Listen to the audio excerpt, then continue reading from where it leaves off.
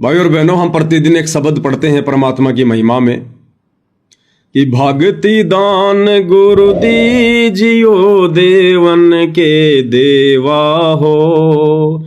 भक्ति दान गुरु दीजियो देवन के देवा हो। जन्म पाया भूलूं नहीं करहूं पद सेवा हो। जन्म पाया भूलूं नहीं करहूं पद सेवा हो। कि भक्ति दान मोहि दीजियो देवन के देवा हो, यानी देवों के देव महादेव। ये 33 करोड़ देवी देवताओं की भक्ति के आधार 33 कोटि अधारा ध्यावे 88 उतरे भवजल पारा कट है यम की फांसी।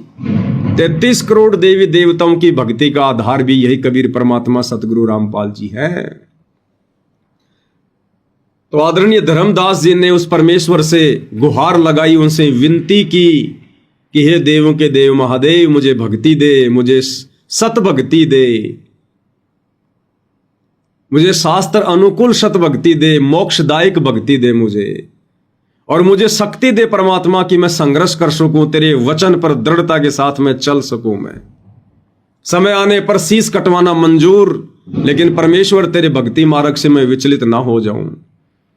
हे परमेश्वर, हे गुरुदेव भगवान, मेरे मन में सुई की नोक जितना भी दोष तेरी भक्ति पर या तेरे ऊपर उत्पन्न ना हो जाए, उससे पहले परमेश्वर इस दास का शीश ही काट लेना। अगर ऐसी नौबत भी आनी हो तो मेरे संस्कारवश। तो धर्मदास ने कहा कि भक्ति दान मोहि दीजिए देवन के देवा हो। आप और हमारे लिए परमेश्वर ने शब्द बनवाया, शब्द लिखवाया कलयुग की बिचली पीढ़ी वालों के लिए। और जन्म पाया भूलूं नहीं करहूं पद सेवा हो। और हे परमेश्वर, यदि मुझे दोबारा जन्म मिला, धर्मदास जी ने कहा कि यदि मुझे दोबारा मनुष्य जन्म मिला, क्योंकि मनुष्य जन्म अति दुर्लभ है, बिना सतगुरु की विशेष रजा के ये बारंबार नहीं मिलता। प्रियव्रत राजा जिसने 11 अरब वर्ष तक राज्य किया और बकवाद करी, भक्ति नहीं करी, एक भी श्वास में सतनाम का स्मरण नहीं किया। और गुरुदेव ने बताया जब उसका अंत समय आया, यम के दूत उसकी टेटवी दबा कर लेके गए, तो वहां जाकर धर्मराज से कहता कि मुझे एक श्वास दे दो, एक श्वास। धर्मराज ने कहा खबरदार, अगर श्वास मांगा तो 11 अरब वर्ष में तो तूने किले तोड़ लिए, अब एक श्वास में तू क्या करेगा नालायक। एक श्वास भी उधारा नहीं मिलता भाई और बहनों, यहां पर एक श्वास भी तो सोचिए मनुष्य जन्म कैसे दे देगा ये काल। ये सतगुरु की रजा से, उनकी विशेष कृपा से हमें बारंबार मनुष्य जन्म मिलते आ रहे हैं। तभी तो आप और हमारी बुद्धि मनुष्यों जैसी है, देवताओं जैसी है, पशुओं जैसी नहीं है। पशुओं जैसी बुद्धि नहीं है हमारी, मनुष्यों जैसी बुद्धि है, देव बुद्धि है, क्योंकि हमें बारंबार मनुष्य जन्म प्राप्त होते आ रहे हैं। तो जन्म पाया भूलूं नहीं, तो आज हम कैसे भूल सकते हैं अपने कबीर भगवान को, जिस कबीर भगवान को हम नालायकों ने अपने नालायकी के चलते 650 साल पहले बिसार दिया था। आज हम कैसे भूल सकते हैं फिर उसको कि जन्म पाया भूलूं नहीं। जब वो पहचान में आ जाए, जब वो अपनी पहचान करवा दे, तो जन्म पाया भूलूं नहीं करहूं पद सेवा हो। पद यानी जो पद्धति हमें गुरुदेव भगवान ने दे दी भक्ति की, वे ऑफ वर्शिप, इस पद के अनुसार भक्ति करूंगा, गुरुदेव के नियम अनुसार चलूंगा। अब देखा देखी में नहीं चलूंगा, भेड़ चाल में नहीं चलूंगा, किसी भगत के कहने से भ्रमित नहीं होऊंगा। ये गलतियां हम अनंत युगों से कर चुके हैं, 650 साल पहले कर चुके हैं। 64 लाख ऐसे फैल हुए थे देखा देखी में, अपने गुरु को ना पहचान कर। उस समय भी तो ये भगवान गुरु रूप में आए थे, कोई सींग लगा के थोड़े आए थे कबीर जी, पूंछ लगा के थोड़े आए थे कबीर जी, नाक पे कोई सींग थोड़ी था कबीर जी के जो अलग से पहचान थी। उस समय भी ऐसे घूम फिर के अपना ज्ञान दिया करते थे, यही सृष्टि रचना बताया करते थे, ऐसे मैले कुचेले कपड़े पहन के रहा करते थे, जुलाहों की बस्ती में रहा करते थे। शौपन में भी कोई उनको परमात्मा नहीं मान सकता था। आज भाई और बहनों वो परमात्मा कौन सा नया आडंबर करेगा। आज तो वैसे भी परमात्मा ने अपनी पहचान अपने ज्ञान से करवानी है, शास्त्रों से करवानी है। तो आज तो कोई विशेष आडंबर या विशेष चमत्कार बिल्कुल शौपन में भी नहीं, भूल जाओ। ज्ञान से पहचान करनी पड़ेगी, ज्ञान से। 650 साल पहले ज्ञान नहीं था, दिया नहीं था भगवान ने। धर्मदास को पहचान नहीं हो पाई शास्त्रों से, ज्ञान से, सत्संगों से। भगवान ने उस आत्मा को खुद सतलोक ले जाकर अपनी पहचान करवाई। आज क्यों नहीं ले जा रहे परमात्मा? क्योंकि आज परमेश्वर ने ज्ञान से पहचान करवानी है।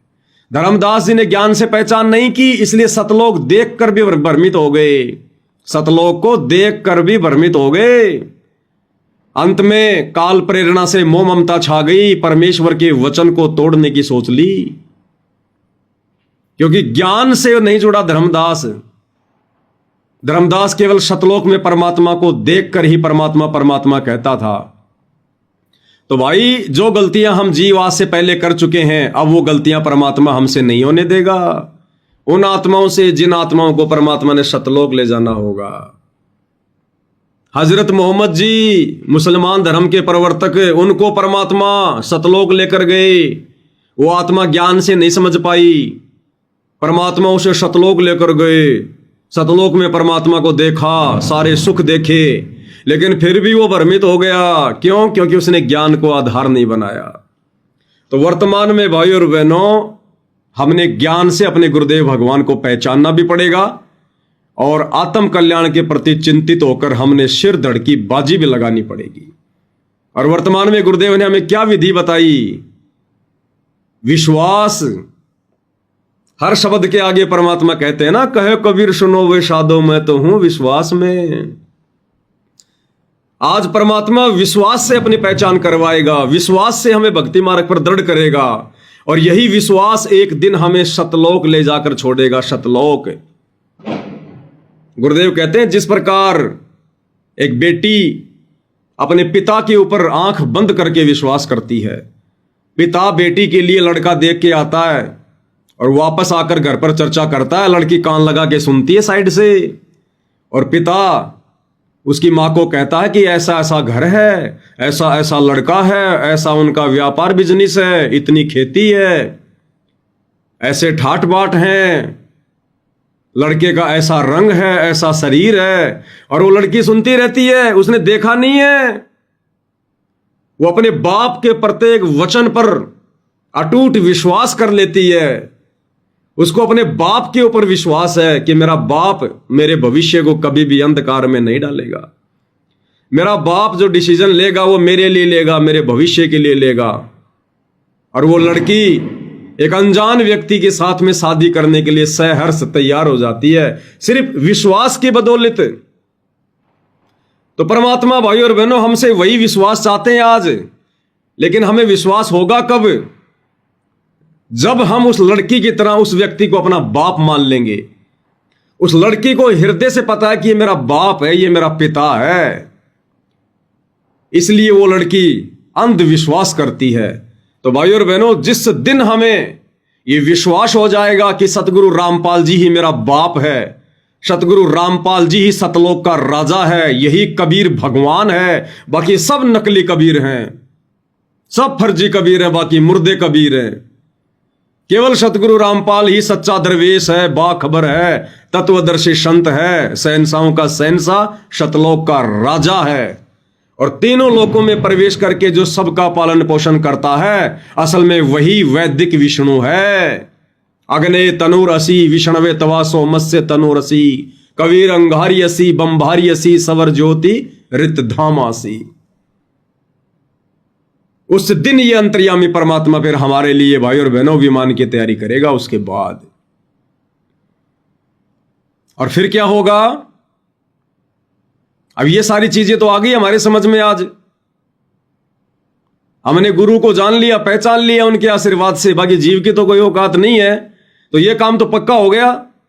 अब बात आएगी भाई और बहनों, फिर हमारा छुटकारा कैसे हो? अब एकमात्र पहचान हो जाने से सतगुरु सतलोक लेकर नहीं जाएगा। पहचान तो धर्मदास जी को भी हो गई थी, आंखों से सतलोक में बैठा हुआ सिंहासन पर देख कर आया था। पहचान तो मोहम्मद जी को भी हो गई थी, आंखों से सतलोक में परमात्मा को सिंहासन पर बैठा हुआ देख के आया था। फिर भी परमात्मा ने उनका उद्धार नहीं किया, उनका मोक्ष नहीं किया। उसके बाद क्या होगा भाई और बहनों, आज का वीडियो सतगुरु महिमा में यही साबित करेगा कि यदि भक्ति की शुरुआत कहीं से होती है तो सतगुरु से, और यदि भक्ति की अंतिम सीढ़ी है, अंत है, तो भी सतगुरु ही है और कोई नहीं है बीच में। कोई एजेंट नहीं, कोई संदेशवाहक नहीं, कोई दूत नहीं। आत्मा का अपने परमात्मा से सीधा कनेक्शन, बीच में कोई दलाल नहीं, कोई कमीशन एजेंट नहीं, कोई कोऑर्डिनेटर नहीं, कोई गुरु का बेटा बेटी भाई बंधु रिश्तेदार नहीं, कुछ नहीं। डायरेक्ट हमने अपने गुरुदेव भगवान से अपनी सुरती लगानी है, अपने गुरुदेव भगवान से। और वो कैसे लगेगी? जब हम इन बैसाखियों को छोड़ेंगे। बैसाखियां कौन? इस भक्ति मार्ग में ये कोऑर्डिनेटर बैसाखियां। संगत को कभी ये लोग अपने पैरों पर नहीं चलने देंगे। गुरु की पत्नी, गुरु के बेटे, गुरु का भाई, गुरु के रिश्तेदार जो चौधरी बने फिर रहे हैं अपने आप में, ये बैसाखियां हैं, बैसाखियां। और ये बैसाखियां आपको उस समय तक लंगड़ा बना के रखेंगी, पंगु बना के रखेंगी। आपको कभी भी भक्ति मार्ग पर ज्ञान को आधार बना के 2 कदम आगे नहीं बढ़ने देंगी ये बैसाखियां, जब तक आप अपनी आदत को नहीं बदलोगे। इन बैसाखियों को जब तक दूर नहीं फेंकोगे आप। अरे गुरुदेव कहते हैं प्रार्थना कैसे लगाई जाती है? आज तक किसी सत्संग में गुरुदेव ने बताया कि मेरे बेटे के माध्यम से प्रार्थना लगाई जाती है, मेरी बेटी के माध्यम से प्रार्थना लगेगी, या किसी कोऑर्डिनेटर के माध्यम से प्रार्थना लगेगी, या किसी वकील के माध्यम से प्रार्थना लगेगी? नो। गुरुदेव ने क्या बताया? क्या कह रहे हैं पूज्य गुरुदेव भगवान? अपने सतगुरु से प्रार्थना कैसे लगाई जाती है, तरीका बता रहे हैं गुरुदेव। तरीका हमने सीखना पड़ेगा भाई और बहनों। जब तक ज्ञान को आधार नहीं बनाएंगे और शब्द रूप में जब तक गुरु को अपने पास में नहीं मानेंगे, हम जिंदगी में कभी भक्ति मार्ग पर सफल नहीं हो सकते। जिंदगी में तो अर्जी लगाने का तरीका क्या बताया गुरुदेव ने, पता है? हृदय से अर्जी लगती है, हृदय से। अपने सतगुरु से हृदय से प्रार्थना लगाई जाती है, हृदय से, अपनी अंतरात्मा से।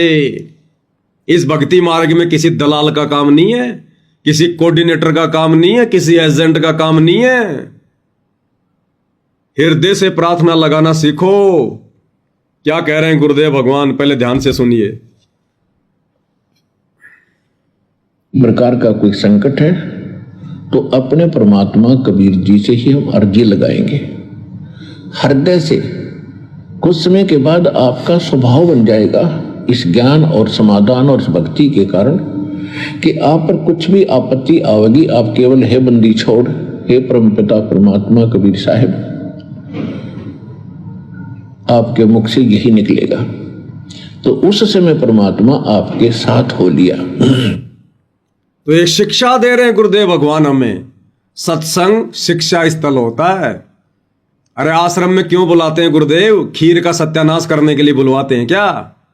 रोटियों का सत्यानाश करने के लिए थोड़ी बुलवाते हैं। मुफ्त में साबुन दे दे के नहलाने के लिए थोड़ी बुलाते थे आश्रम में।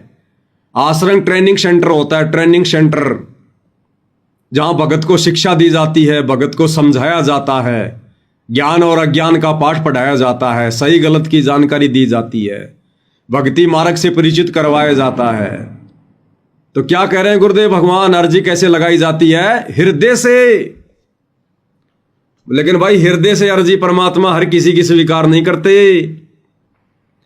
हृदय से अर्जी हर किसी की ना तो भगवान स्वीकार करते और ना कोई हृदय से लगा सकता। हृदय से अर्जी वही आत्मा लगा सकती है जो ज्ञान आधारी हो, ज्ञान आधारी। और हृदय से लगाई गई अर्जी परमात्मा उसी आत्मा की स्वीकार करेंगे जो आत्मा मर्यादा में हो, मर्यादा में हो। बाकी तो भैया जैसे संस्कार हैं, ऐसे तो महाभारत के युद्ध के समय टटीरी ने अर्जी लगाई थी अपनी अंतरात्मा से, भगवान ने उसकी भी सुन ली। वो तो जानते नहीं थी ज्ञान आधार क्या होता है, लेकिन वो अपने संस्कारों की बात है। परमात्मा ने उसकी अर्जी उसके पिछले संस्कारों से सुनी थी।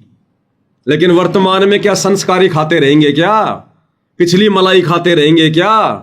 पिछला भक्ति धन ही बर्बाद करते रहेंगे क्या? वर्तमान में गुरुदेव ने जो फॉर्मूले बता दिए भक्ति के, क्या उनका प्रयोग नहीं करेंगे? तो हमने पिछले जन्म की मलाई नहीं खानी, हमने वर्तमान की भक्ति भी नहीं खानी, हमने वर्तमान की भक्ति भी सुरक्षित रखनी है। हमने तो गुरुदेव भगवान के कोटे से खाना है, कोटे से। और गुरुदेव अपनी तरफ से अपने कोटे से उस आत्मा के ऊपर बरसाएगा जो आत्मा उन्हें परमेश्वर मानेगी, उन्हें परमात्मा मानकर पूजेगी, अपना तन मन धन उनके ऊपर कुर्बान कर देगी ज्ञान आधार से। जो आत्मा अपना टारगेट, अपना मकसद, अपना उद्देश्य इस मनुष्य जीवन का मोक्ष प्राप्ति ही मान लेगी, फिर सतगुरु अपने कोटे से ठाट बाट करेगा, अपने कोटे से। ना पिछली भक्ति कमाई बर्बाद होने देगा, ना वर्तमान की खर्च होने देगा।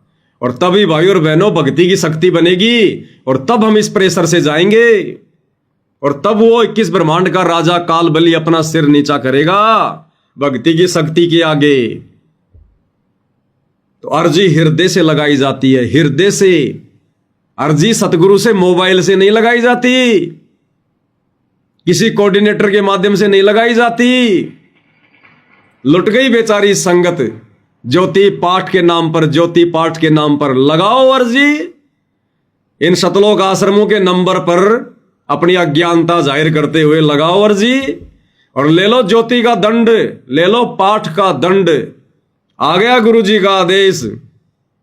अरे जैसे बड़ी बड़ी कंपनी वाले नहीं होते, ये एयरटेल, जियो, वोडाफोन, इन्होंने कॉल सेंटर खोल रखे हैं कस्टमर सेवा के लिए। उनको एक पाठ पढ़ाया हुआ होता है, किस प्रकार की शिकायत आए तुम्हें क्या समाधान करना है। तो इन सतलोक आश्रम वालों ने, काल के दूतों ने हिसार में और दिल्ली में अपने कॉलिंग सेंटर खोल रखे हैं, और 20-20, 25-25 हजार रुपए की सैलरी पर लड़के बैठा रखे हैं, और उनको एक ही पाठ पढ़ा रखा है, किस प्रकार की अरदास आए तो क्या बोलना है। और वहीं से तुम्हें दंड मिल रहा है, दंड, तुम्हारी अज्ञानता का दंड। हाँ भगत जी कल देंगे जवाब, भगत जी परसों देंगे जवाब। हाँ भगत जी गुरु जी का आदेश आ गया, ज्योति करवा दो, गुरु जी का आदेश आ गया, पाठ करवा दो करवा दो पाठ। रो रहे बैठे बैठे भगत घर पे कि हमने अर्जी लगाई थी गुरु जी से मोबाइल पर, नामदान सेंटर पर, आश्रम के नंबरों पर, और आदेश आया था पाठ करवा दो, ज्योति करवा दो। भगत जी हम तो थक गए, ज्योति पाठ करवा करवा के भी हमारी तो समस्या जो की त्यों है, तो जो की त्यों ही रहेगी। ये कलयुग की पिछली पीढ़ी का समय है, ये 650 साल पहले वाला समय नहीं है। सतगुरु हमें ज्ञान आधार से भक्ति मार्ग पर देखते हुए चलना चाहता है, भेड़ चाल में नहीं, देखा देखी में नहीं। काल यही बुला लेगा। तो हृदय से अर्जी लगानी है भाई और बहनों, चाहे किसी भी समस्या को लेकर हो, चाहे भक्ति भाव की अर्जी हो, चाहे किसी समस्या की अर्जी हो। हमने केवल अपने गुरुदेव भगवान के चरणों में बैठकर, अपने दरबार साहिब में, जैसा भी आपने अपने घर पर लगा रखा है, केवल अर्जी करेंगे तो अपने गुरुदेव के चरणों में बैठकर, रोएंगे तो अपने गुरुदेव के चरणों में बैठकर, किसी कोऑर्डिनेटर को बीच में लेके नहीं आएंगे। कोऑर्डिनेटर कौन है भाई? कोई देवता थोड़ी है। अगर उस कोऑर्डिनेटर की भगवान सुन सकता है तो क्या हमारी नहीं सुनेगा क्या? अरे वो कोऑर्डिनेटर भी तो भगत ही है, कोई ब्रह्मा जी का पुत्र थोड़ी है। उसमें परमात्मा ने बुक्की की तरह कोई इंटरनेट थोड़ी फिट कर दिया। लेकिन ये हमारी अज्ञानता थी, हमारी नादानी थी। काल हमें लूट रहा था ज्योति पाठ और दान के नाम पर, हमारे कर्म फुड़वाने के लिए। क्योंकि फिर काल ने उस पैसे का, जो हमें उन प्रार्थनाओं के जवाब में ज्योति और पाठ का दंड दिया जाता था, उस पैसे का फिर काल ने दुरुपयोग भी तो करवाना था। उसी पैसे से राजस्थान के गैंगस्टर आनंदपाल सिंह की सीबीआई जांच के समर्थन में 5 लाख रुपए दिए गए। उन्हीं पैसों को हरियाणा के जाट आरक्षण में करोड़ों की संख्या में बर्बाद किया गया। उसी पैसे से हरियाणा के सोनीपत के गोहाना में जाटों की धर्मशाला का 5वां फ्लोर बनवाया गया। करोड़ों रुपया भगत समाज का गंदगी में बहा दिया गया। उसी पैसे से राजनेताओं की रैलियों में बसों में भर भर के भक्तों को ले जाया गया। उसी पैसे से तो कर्म किसके फूटे, कर्म किसके बिगड़े। भाइयों और बहनों, आंखें खोल लेना, वर्तमान वाले आंखें खोल लेना अगर बचना चाहते हो तो इस भक्ति मार्ग पर, वरना शैतान मुंह खोल के बैठा है।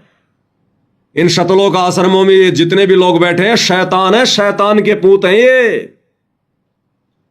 अजगर की तरह मुंह खोल के बैठे हैं काला देश से। अगर बचना तो बच लेना, ज्ञान को आधार बना लेना। ये संदेशे तुम्हें बार बार नहीं मिलेंगे, हर कोई तुम्हें बताने वाला भी नहीं मिलेगा।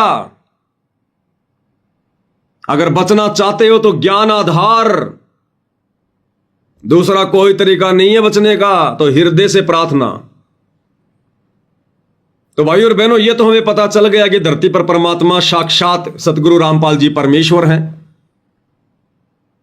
क्योंकि भक्ति की शुरुआत वहीं से होगी। हमने चाहे 20 साल से नाम ले रखा है, चाहे आपका जन्म सतगुरु के घर में हुआ है, बेटा बेटी के रूप में हुआ है, जब तक आप अपने सतगुरु को परमात्मा नहीं मानोगे, परमेश्वर नहीं मानोगे, यहां जुबान के कहने से बात नहीं बनती। ये सत भक्ति है, इसमें फॉर्मेलिटी नहीं चलती। ये अंतर्यामी परमात्मा अंदर तक की जानता है। मेरे पर्दे के महल में जिया जी, और तुमसे क्या छुपा लूं पिया जी, कि आप तो मेरे महल के अंदर की जानते हो, मेरे घट के अंदर की जानते हो। घट ही में गंगा, घट ही में यमुना, घट ही में है जगदीश, सतगुरु तारेंगे। क्या छुपा लेंगे हम इस अंतर्यामी से, ये यहां तक की जानता है। तो इसके दरबार में छल कपट नहीं चलता, फॉर्मेलिटी नहीं चलती। हृदय से परमात्मा मानना पड़ेगा। और जिस दिन हम अपने गुरु को हृदय से परमेश्वर के रूप में मान लेंगे, उस दिन से तो भाइयों और बहनों हमारी भक्ति की शुरुआत होती है। शुरुआत, उससे पहले तो भले आपको प्रथम नाम मिल गया, चाहे शतनाम मिल गया, चाहे सार नाम मिल गया, चाहे आपने 20 साल 25 साल गुरु की गोद में बैठ के भक्ति की, आपकी भक्ति बेकार, निष्फल, डले ढोए आपने, डले, क्योंकि आपका कनेक्शन सतगुरु से जुड़ा ही नहीं था। अरे बच्चा चाहे कितनी महंगी महंगी पुस्तकें लेके स्कूल में जाके क्यों ना बैठे, जब तक वो बच्चा विधिवत एडमिशन नहीं लेगा, हर एक रूल एंड रेगुलेशन को फॉलो नहीं करेगा, वो चाहे 25 साल तक रोजाना आओ और चाहे जाओ, उसको कोई एग्जाम नहीं देने देगा, उसको कोई सर्टिफिकेट प्राप्त नहीं होगा। तो असल में एक भगत का उसके सतगुरु से उस समय कनेक्शन जुड़ता है रियल में। एक तो होता है नाम दीक्षा वाला कनेक्शन, फार्म भर दिया, नाम दीक्षा मिल गई, सतगुरु से जुड़ गया कनेक्शन। नहीं, असली कनेक्शन ताते सतगुरु शरणा लीजे और कपट भाव जिन दूर करीजे। कहते हैं सतगुरु असल में उस समय भगत को अपनी शरण में लेगा, ताते सतगुरु शरणा लीजे। कब? कपट भाव जिन दूर करीजे। जिन भक्तों ने कपट भाव अपने हृदय से दूर कर दिया होगा। कौन सा कपट भाव? गुरु और गोविंद दो नहीं भाई, जब तक दो मानोगे दो जग में जाई। जब तक हम गुरु को और परमात्मा को अलग अलग मानते हैं, यदि हम अपने गुरु को कबीर जी का भेजा हुआ हंस मानते हैं, उनकी आत्मा मानते हैं, उनका अवतार मानते हैं, तो हम गुरु से कपट कर रहे हैं। हम गुरु को अलग और परमात्मा को अलग मान रहे हैं, हम धोखा कर रहे हैं। और ऐसे धोखेबाजों का भले उसको सार नाम मिल गया हो, सतनाम मिल गया हो, सतगुरु से रियल में कनेक्शन नहीं जुड़ता है। तो सतगुरु कहते हैं जिस दिन आप इस भक्ति मार्ग पर गुरु को परमात्मा मानकर आगे बढ़ोगे, उस दिन तो तुम्हारी भक्ति शुरू होगी। ताते सतगुरु शरणा लीजे, कपट भाव जिन दूर करीजे। और उसके बाद क्या होगा भाई और बहनों? फिर हमें सतगुरु नियम बताएगा, मर्यादा बताएगा। और फिर हमने दृढ़ता के साथ में आंखें बंद करके संसार से मुंह फेर के कि दुनिया से ती दोस्ती पड़े भजन में भंग, एकाएकी राम से या साधु के संग।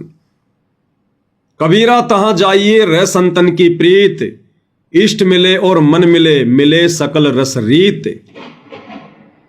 या तो भक्ति करेंगे अपने गुरु की, या तो गुरु का सत्संगी सुनेंगे, या सुमरणी करेंगे, या तीनों समय की आरती करेंगे, या फिर अपने किसी भगत भाई से परमात्मा की चर्चा ही करेंगे, उनकी कोई महिमाएं सुनेंगे, अपना सुमरण करने लग जाएंगे।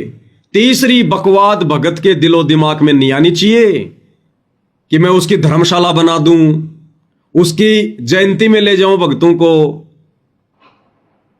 उस गांव की रोड बनवा दूं, उस गांव में एम्बुलेंस बनवा दूं, उस गांव में स्टेडियम बनवा दूं, राजनेताओं की रैलियों में भक्तों को ठोक दूं, उन गांव वालों का पानी निकाल दूं। ये बकवाद भगत नहीं करेगा जिसका कनेक्शन रियल में सतगुरु से जुड़ चुका होगा, ये पहचान है।